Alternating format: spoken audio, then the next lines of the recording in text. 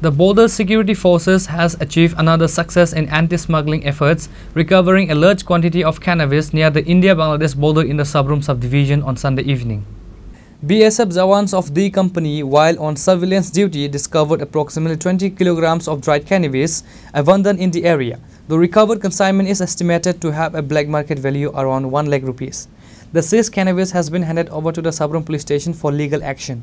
Appu Das, officer in charge of Sabrum Police Station, confirmed that a specific case has been registered and a thorough investigation has been initiated.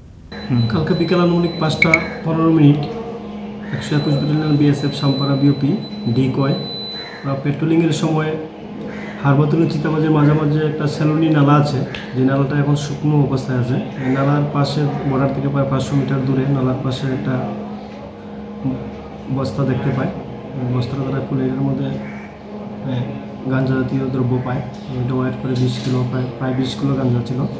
এটা আমাদের কাছে আজকে handover করে আমরা সেটা unlimited 106 BNSS আমরা সিজ করি এবং আমরা একটা ইনকোয়ারি স্টার্ট করেছি কোথা থেকে এই ব্যাগটা এখানে এসছে, কে বা কারা এই গাঁজাগুলো নিয়ে এসেছিল এখানে, কী কারণে আনা হয়েছিল, লোকাল এরিয়াতে কনজিউম করার জন্য না বিদেশে পাচার করার জন্য, এমন কোনো অনুমান স্যার?